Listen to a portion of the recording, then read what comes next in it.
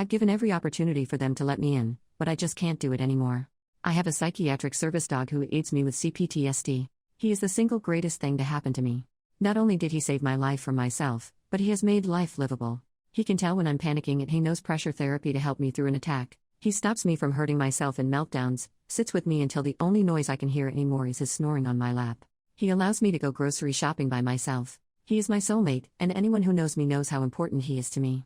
My dating life isn't thriving, so I took a shot in the dark and asked my niece if she minded if I brought my service dog as my +1 for her wedding at the end of this month.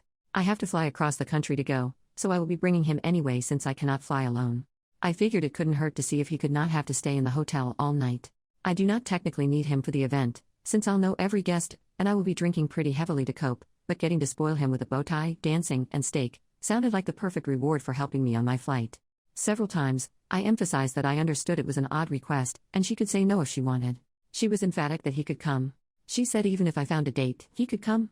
I was so excited. For once, I felt seen, I felt cared about, I felt valued, and then I got a call from my dad. No one wanted to make things awkward, but the mother of the bride was not okay with a dog being at the venue.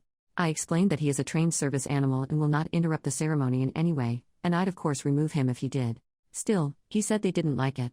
I was so tired of hearing everyone else's words through my father. He won't be around forever, and sooner or later, they will have to start talking to me. I had one request: let the bride tell me. When I asked her, she said yes, and until she told me she changed her mind, I was under the assumption he could go.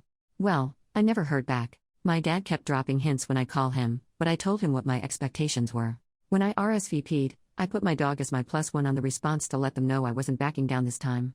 At this point, I didn't even care if she said he couldn't go. I just wanted to hear it from her. The next morning, I woke up to an email from my father. Not even a text, a dang email explaining that my niece didn't want to be the bad guy, but my dog was not welcome at the wedding. He said he was sorry, but he could still come with me to the hotel if I wanted. Something inside me broke, I think. I realized this is truly a helpless case. They are never going to respect me the way I crave them to. To this day, not one of our conversations has been started by them. I always initiate, and now, the one time I request a direct contact, I get an email. Family means everything to me. Over the last few years, I've redefined what a family can be, and if right now, my family needs to be a very damaged orphan and their service animal, I'm grateful I have that much. So, I'm going to the wedding, and then I'm never going to talk to any of them again.